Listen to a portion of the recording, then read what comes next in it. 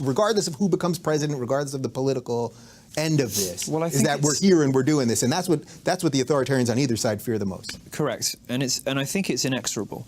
I think it is irresistible. If you look at the 1990s, the emergence of political correctness in the 1990s, which was beaten back very successfully by a coalition like us, well, we're the ones doing it now.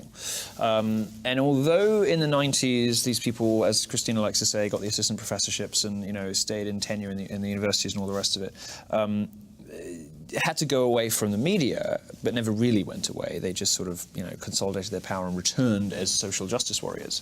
This time, there's so much more on the line for them, because if they break this time, they are breaking, they are losing with the full support of politicians, the media, and academia.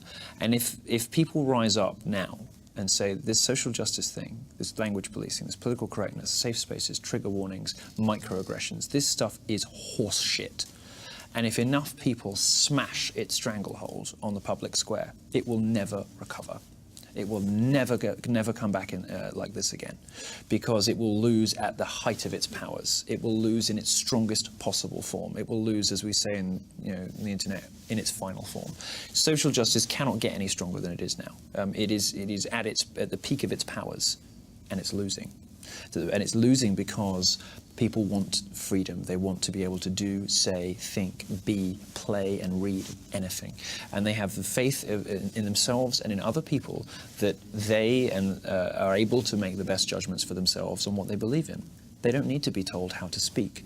They don't need to be told which books to read. They don't need to be told which video games are dangerous. They don't need to be told any of these things. They don't need to be instructed and lectured to by politicians. They don't need to be badgered and hectored by feminists. And they don't need to be lied to by journalists.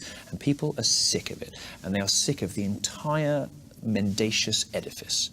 And this is what is happening so wonderfully right now with people like us and all the other conversations that are happening in cultural libertarian movement and in what I call Generation Trump and Daddy and all this kind of stuff. The fun, mischievous, trolly element on the internet. What is behind all of this, the heart of all of this, is that rejection, that fundamental rejection of the idea that somebody else knows better than I do how I should live my life. Man, you know how to give a closing argument. That was really good, right? That was no cue cards over there at all. In the hands of professionals here. For the record, I did not look at these once. I had a lot of questions for you, but I think we did a fine job here. So, of course, I want to thank Milo Yiannopoulos for joining me.